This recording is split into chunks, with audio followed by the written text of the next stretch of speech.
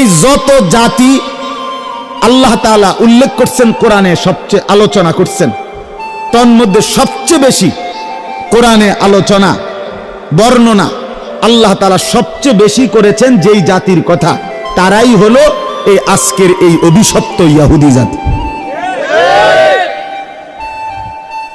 এই মালউন, এই ঘৃণিত, এই অভিশপ্ত ইহুদি জাতির কথা কোরআনে সবচেয়ে বেশি আলোচনা, কোরআনে সবচেয়ে বেশি আলোচনা। কত ভাবে, কত আন্দাজে আল্লাহ তাআলা এদের কথা উল্লেখ করছে, অনেক বেশি, অনেক বেশি, বারবার বারবার বারবার বারবার।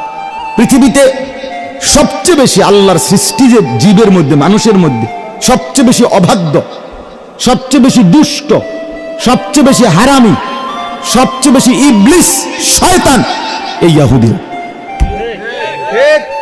ইহুদি এরা জঘন্য, এদের ইতিহাস আশ্চর্য। মানে এরা, মানুষ এত শয়তানি কেমনে করে? ইবলিস আমার মনে বহুবার হয়তো তার নিজস্ব মিটিংয়ে আলোচনাও করছে যে কিরে বাবা, কি আমি বেশি চালাক না তারা বেশি চালাক?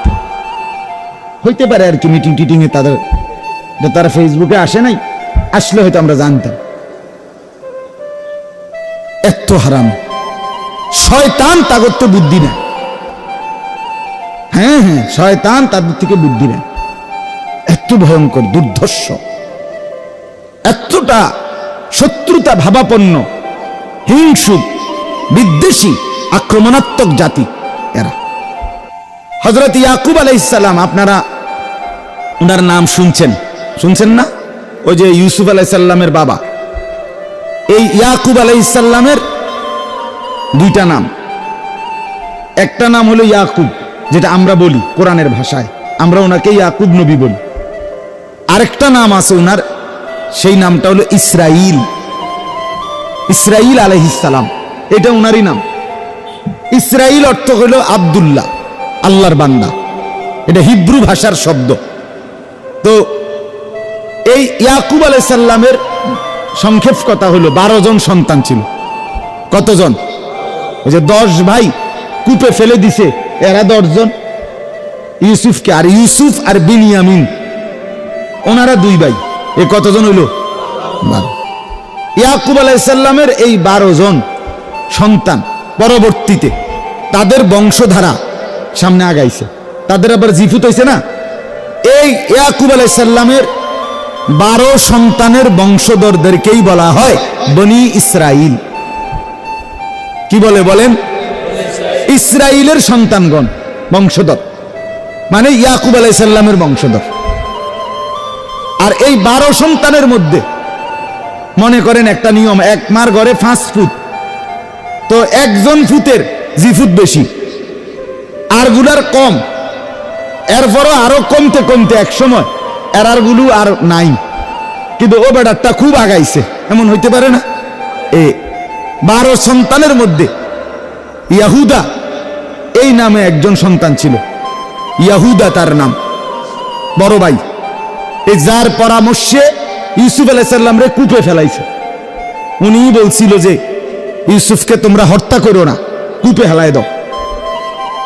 তো কূপে ফেলাইছে। এই পরবর্তীতে বংশধর যখন বাড়তেছে, তখন এই ইয়াহুদা যে ভাইটা, তার বংশধর এই বনি ইসরাইলের মধ্যে সবচেয়ে বেশি বাড়ছে। অন্যগুলো কমতে কমতে এক সময় একদম সামান্য চলে আসছে, ও তার বংশধর যেহেতু বেশি, পরবর্তীতে বনি ইসরাইলরাই ইহুদি হিসাবে নামকরণ হয়ে গেছে। কথা বুঝছেন কিনা বলেন? যেহেতু এই ভাইয়ের বংশধর বেশি ছিল, এগোর ভিতরে বাকিরা ঢুকে গেছে। এখন মনে করেন বাড়ি তো নাম কাজী বাড়ি, কিন্তু মাঝিও তো থাকতে পারে, 2-1 কি আছে, মাঝিও আছে, বাকি হয়ে গেছেন সবার নামে কি কাজী বাড়ি, এরুমারি। এখন সবাই ইহুদি। তো এই ইহুদি এরাই বনি ইসরাইলের জাতি। আল্লাহ তাআলা হযরত ইয়াকুব আলাইহিস সালাম থেকে নিয়ে একটানা ঈসা নবী পর্যন্ত, আমাদের নবীর আগের জন পর্যন্ত প্রায় 1 লক্ষের চাইতে বেশি নবী রাসূল আল্লাহ তাআলা এই জাতিকে হেদায়েতের জন্য, এই জাতিকে সোজা রাস্তায় আনার জন্য, আল্লাহর দিকে ফিরাইবার জন্য যুগে যুগে পাঠাইছে। কত কত হাজার নবী, 1 লক্ষের চাইতে বেশি নবী। কিন্তু এই দুষ্টরা সর্বযুগে অল্প কিছু লোক, সামান্য হাজারে লাখে 2-4-5 জন ছাড়া বাকি সব সর্বযুগে তারা নবীদের সাথে এবং ইমানদারদের সাথে তারা দুষ্টমি, হারামি এবং নাফরমানি করে গেছে। অনুগত হয়েছে একদম অল্প কয়েকজন, বাকি সব সময় নাফরমান ছিল, নাফরমান ছিল। আপনার আজকে তো আপনারা ভয় পাচ্ছেন, দেখছেন ইসরায়েলের এই ইহুদিরা মুসলমান মারছে। আরে এই অসভ্য জাতি এতটা নির্মম, এতটা পাষণ্ড, এরা ইতিপূর্বে বনি ইসরায়েলের শত শত আল্লাহর নবীকে, আস্তার নবীরে জ্বালায় জবাই করে, একদম জবাই করে টুকরা করে ফেলছে।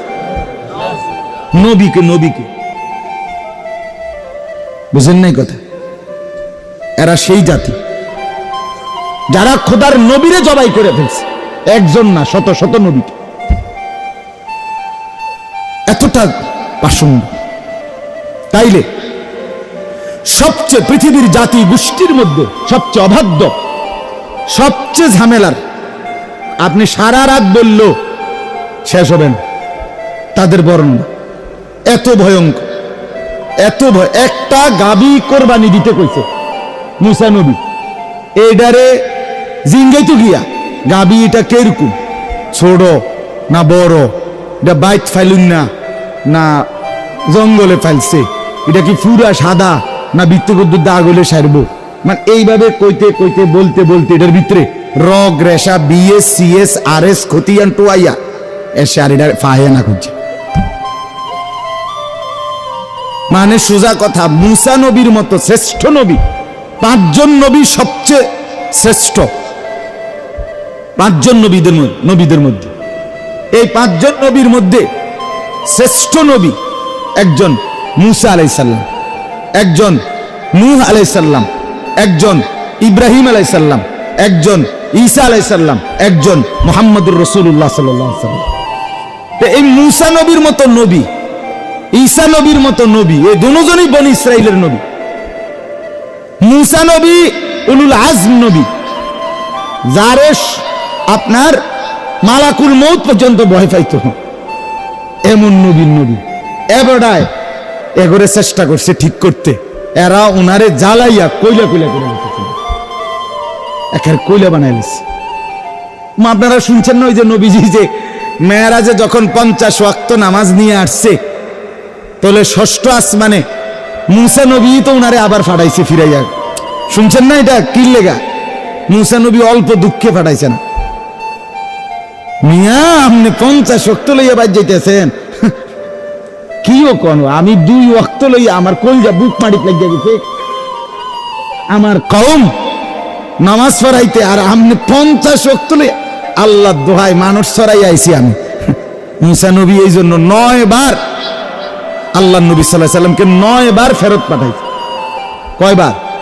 ভাই আবার যান, ভাই আবার যান, আরো কমান, আরো কমান। পারতো না? হ্যাঁ আমি চিনি এগুলা, আমি মানুষ চালাই আইছি, 1 নম্বর ডাকাত চালাইয়া আমি আইছি। এরকম অনেক কথা। তো এই বনি ইসরাইল, এই ইহুদি জাতি সর্বসময় কোরআনে আছে, ওই বলছে এই এলাকায় তোমরা সবাই মাথা নুয়ে এই শহরটার মধ্যে ঢুকো, মাথাটা নুয়াইয়া ঢুকো। হেরা কই না, মাথা নুয়াইয়া ঢুকতাম না। নাকি কেমনে ঢুকবা? আমরাকে দোনো ঠ্যাং দিয়া এমনি বেকা হইয়া ঢুক না, এমনি ঢুকতো না। বুঝেন নাই কথা? মানে প্রত্যেক কথায় গাঁটতারামি করা, এটা তাদের স্বভাব ছিল।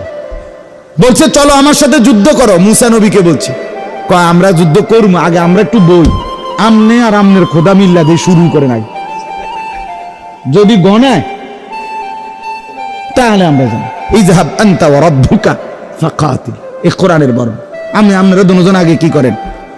আপনারা আগে যুদ্ধ শুরু করে যদি আগে যেতেন পারেন দেখি, তাইলে হয়তো যাইলে যাইলাম, নাইলে আমরা ওদের বইয়া জিনিসটা চাই কি হয়। এই কোরআন মানে যে কোনো কিছুতে যেটা বলতো এটাই উল্টা করত। এক লোক ছিল যে প্রত্যেক কথায় খানার দোষ ধরতো খাইয়া। একদিন হেরে কইছে আজকে আমনে বাজার করবেন, করছে এবার বাজার আমনের সামনে মশলাপাতি দিয়ে রান্না হইব, এবার সামনে রেখে রান্না হয়েছে। সব করার পরে উনার পছন্দ মতো রান্না বান্না সব হইয়া উনি খাইছে। এখন জিজ্ঞেস আজকে কোনো অসুবিধা আসেনি? কয় না, এত ভালো বালা না, এত ভালো না, ওই দৈন্তার না কেন ঠিক রাখছে। বুঝছেন? মানে এটা হলো একটা কথার কথা বললাম। এই ছিল জাতি বনি ইসরাইল, এই ইহুদি। যাই হোক ভাই, তাহলে একদিকে বললাম যারা নবীদের হত্যাকারী, যারা নবীদের উপরে ঈমান আনা মুমিনের আজকে না ঈমানদারকে হত্যাকারী, তারা সেই প্রথম থেকে ঈমানদারের খুন ঝরাইছে যারা, এই ডাকাত এই বেঈমান আজকে নতুন না, ইতিপূর্বে আল্লাহ তাআলা বলেন ওয়াবালাউনাহুম বিল হাসানাতি ওয়াস সাইয়্যাত লাআল্লাহুম ইয়ারজিউন। আমি পুরাটা তরজমা বলবো না, যেন ওইখান থেকে একটু কথা বলতেছি। আল্লাহ বলেন আমি তা করে সুখে রাখতে চাইছি, দুঃখ দিয়ে চাইছি, ওমা যেমনে দেই হেরায় তেরাই। কোরআনে আল্লাহ বলছে যে আমি তাদেরকে ধন সম্পদ দিছি বনি ইসরাইল ইহুদিদেরকে, দেওয়ার পরে তারা কি বলে জানেন? কোরআনে আল্লাহ বলছে এবার বলে তারা ইন্নাল্লাহা ফাকিরুন ওয়া নাহনু আগনিয়া, আল্লাহ হলো ফকির, আমরা ধনী। হ্যাঁ, কোরআন। এরপরে আল্লাহ বলে তাকে অভাবে ফেলছি, একেবারে অভাব, ভিক্ষার থালা হাতে লয়ে লাইছে। কিও এখন ভিক্ষা করো কা? ইয়াদুল্লাহি মাগলুলা, আল্লাহর হাত ছোট হয়ে গেছে, হেবটার দ্বারে নাই দিব করতে। বুঝছেন আপনি কথাটা? কত বড় হারামি! মানে যেমনে আল্লাহ বলেন আমি তাদেরকে, আল্লাহ বলছে মিনহুমুস সালিহুনা ওয়া মিনহুম দুনা যালিক, তাদের মধ্যে অল্প কিছু ছিল নেককার আর বাকিটি উল্টা। এই দুনা জাহলিক মানে এরকম, আল্লাহ বলে উল্টা তেরা, এই অবাধ্য জাতি। এবার আমরা আরেকটা ছোট্ট প্রসঙ্গ, তাইলে আমার কথাটা শেষ। এক সেট তো বললাম এই দিক দিয়া, এবার আসেন একদম কমাইয়া নবীজির জামানার কাছে আমরা একটু আসি। আমাদের প্রিয় নবী সাল্লাল্লাহু আলাইহি সাল্লাম হিজরত করে মক্কা থেকে কোথায় গেছিলেন কন্ত? এই মদিনায়। মদিনায় নবীজি যখন ছিলেন মদিনায়, এই মদিনায় ইহুদিদের তিনটা গোত্র ছিল, তাদের উল্লেখযোগ্য বড় বড়, বনু নাজির, বনু কাইনুকা, বনু কুরাইজা। নবীজি সাল্লাল্লাহু আলাইহি সাল্লাম, আমার ভাই এটা খুব দরকার, শুধু স্লোগান দিলে হবে না। আমার জন্য ফিলিস্তিন কেন দরকার? ফিলিস্তিন ইস্যুটি এটা শুধুমাত্র একটি অঞ্চলের নির্দিষ্ট কোনো মুসলমান, একটি এলাকার কিছু মুসলমান নির্যাতিত, মার খাইতেছে, আযাব জুলুমের শিকার, এই কারণে শুধু ব্যথা না, না, এখানে আপনাকে বুঝতে হবে যে এর সাথে আমার মূলত সম্পর্কটা কি। কথা বুঝছেন না আপনি? এই কথাটা শুনেন, এই কথাটা মিলাইলেই শেষ। আল্লাহ নবী সাল্লাল্লাহু আলাইহি সাল্লাম ইহুদিদের এই তিনটা গোত্রকে নবীজির জামানায় নবীজি বিতাড়িত করছে মদিনা থেকে। 3 বার যুদ্ধ করে করে এগুলার এলাকা ছাড়া করছে। তারা গিয়ে আশ্রয় নিছে আরবের আরেকটি জায়গা খায়বারে। নবীজি 7ম হিজরিতে সেখানেও তাদের বিরুদ্ধে যুদ্ধ পরিচালনা করছে, সেখানে খায়বার বিজয় করছে, সেখান থেকে অধিকাংশ লোককে হত্যা করছে, পুরুষদেরকে, নারীদেরকে সহ বাকিদেরকে ওই এলাকার থেকে বিতাড়িত করে তারা আরবের বিভিন্ন অঞ্চলে ছিট্টাবিট্টা গেছে। এরপরে হযরত ওমর রাদিয়াল্লাহু তাআলা আনহু যখন মুসলমানদের দ্বিতীয় খলিফা হইলেন, তিনি ঘোষণা দিলেন, রাষ্ট্রীয় ফরমান জারি করলেন যে পুরা আরব সীমান্ত, মুসলিম সীমান্ত যে দূর, আমাদের হুকুমত, ইসলামী খেলাফত, পুরা সীমানার থেকে এই বেঈমান বাইর করো। আখরিজুল ইয়াহুদা মিন জাজিরাতিল আরব, আরবের সীমানার থেকে বের করে দিলেন। এই ওমর রাদিয়াল্লাহু তাআলা জামানায় এরা পুরা আরব সীমানা থেকে চিরতরে বিতাড়িত হয়ে তারা চলে যাইতে হয়েছে এই ইউরোপ অঞ্চল, ইউরোপে, অর্থাৎ সেখানে তো খ্রিস্টান জনবসতি।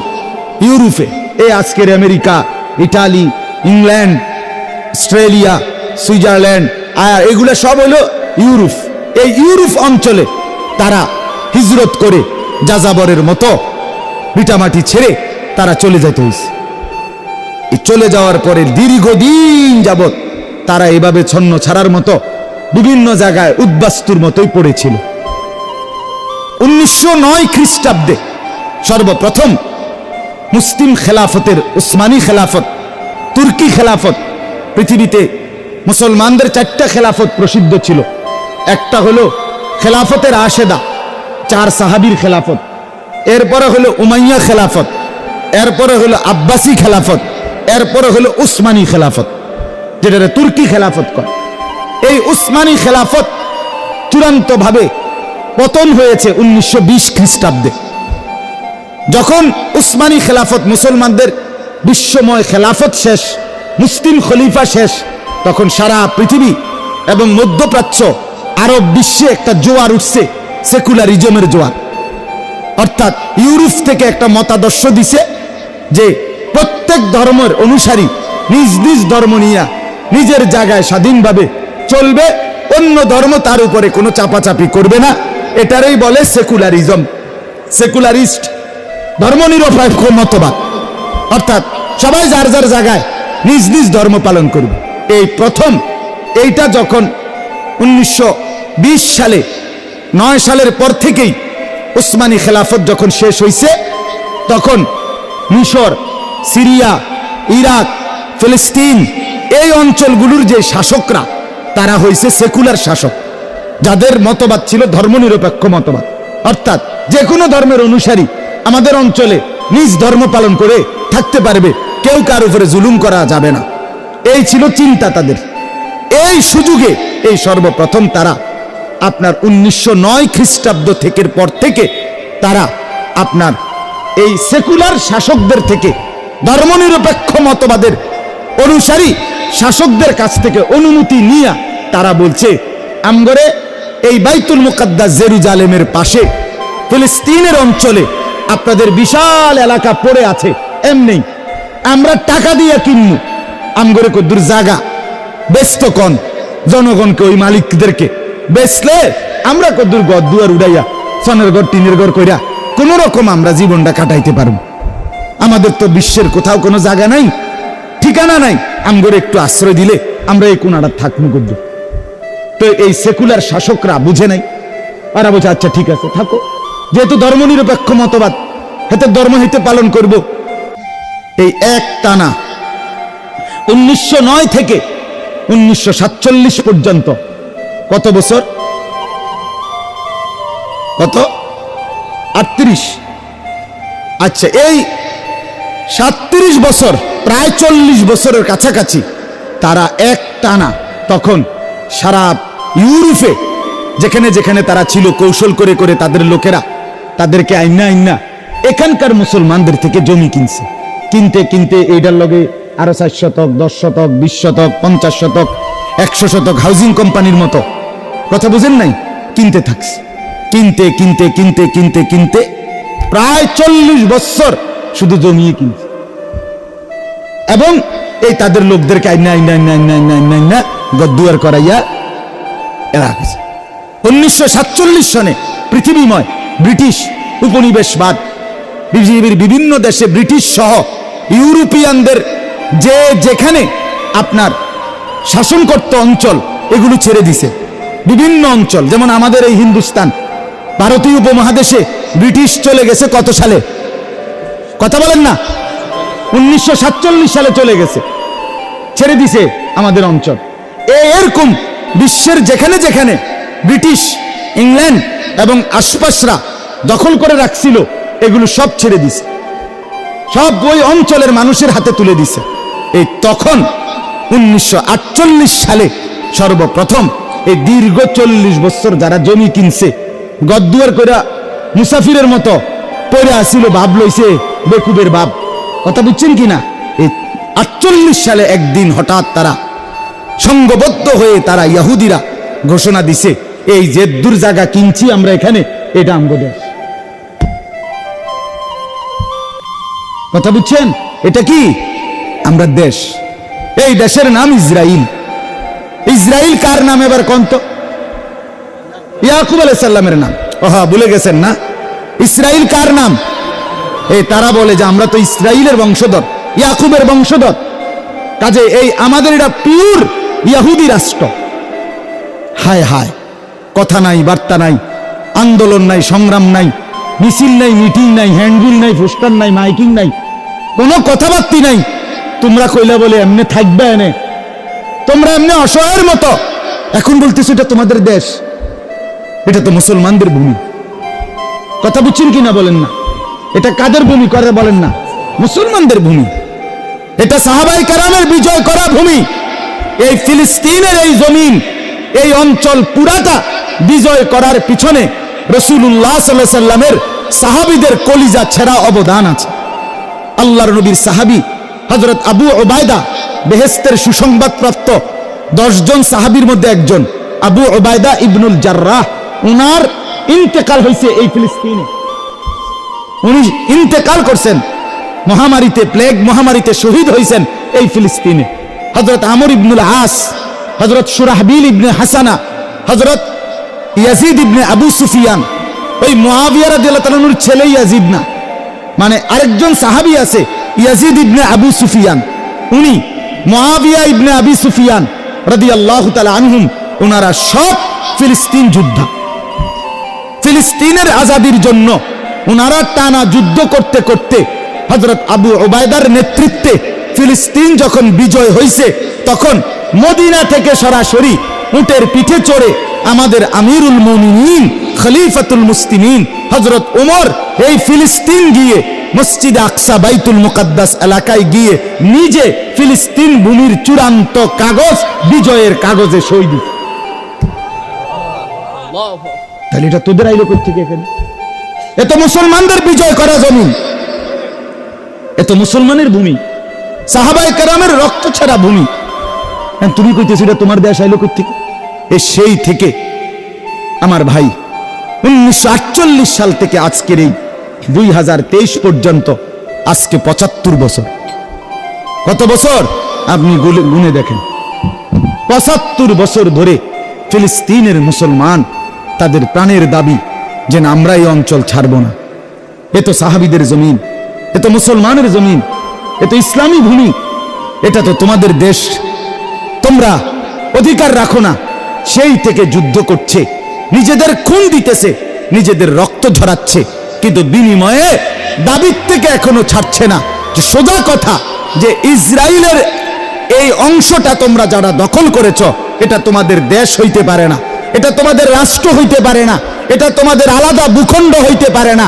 তোমরা মুসলমানের অধীনে প্রজা হিসাবে, জিম্মি হিসাবে তোমরা থাকতে পারো, কিন্তু আলাদা স্বাধীন হিসাবে মাতবরি করতে এখানে পারো না। কথা বুঝছেন কি না বলেন? এই হলো দাবি। আচ্ছা, এখন এই শেষ কথা হলো আমাদের সম্পৃক্ততা কি? এটার সাথে আমাদের সম্পৃক্ততা কি? আমাদের সম্পৃক্ততা হইল এই ইহুদিদের ধর্ম গুরু যারা, এই কথাটা খেয়াল করেন, ইহুদিদের যারা ধর্মগুরু, পাদ্রী, রব্বি বলে তারা, রব্বি, আমরা যেরকম হুজুর কই, তারা হেগো হুজুর করে রব্বি কয়।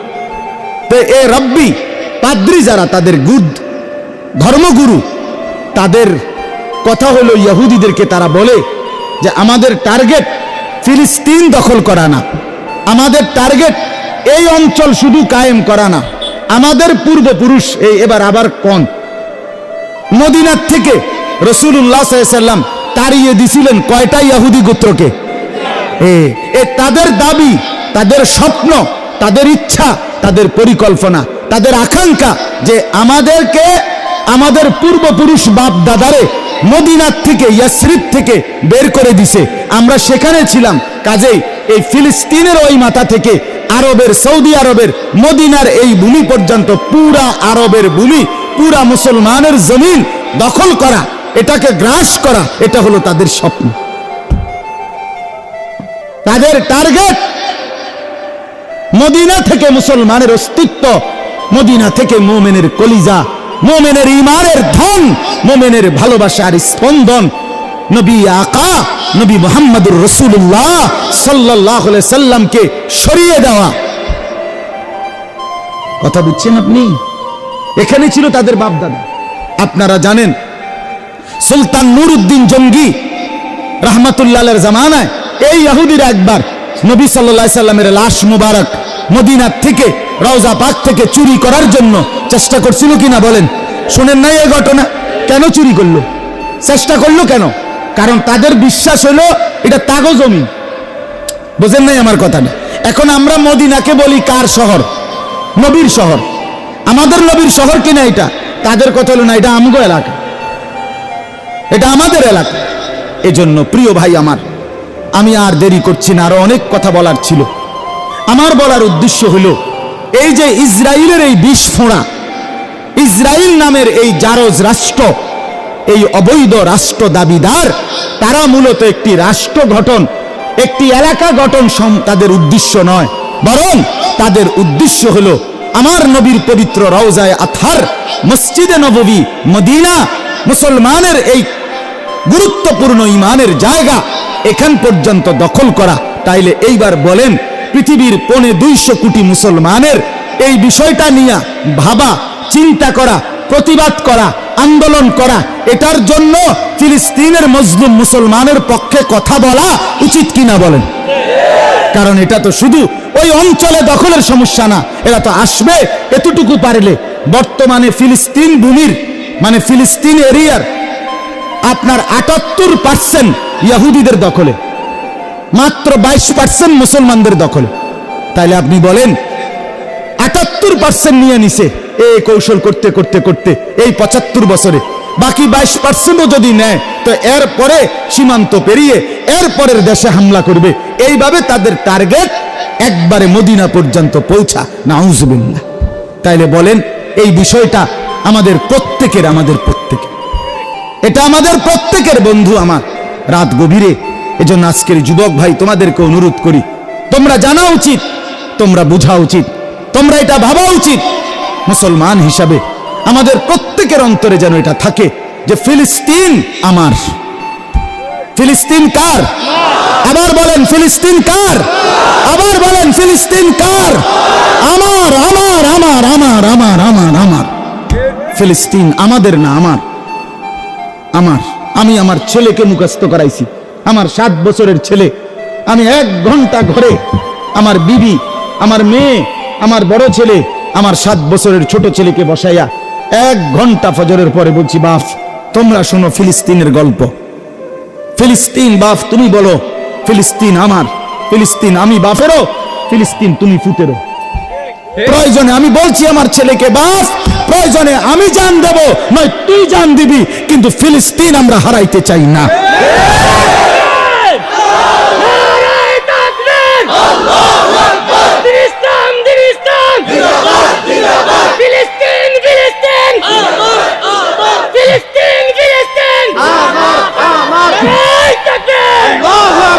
অতএব বন্ধু আমার, জওয়ান ভাই, ফিলিস্তিন তোমার।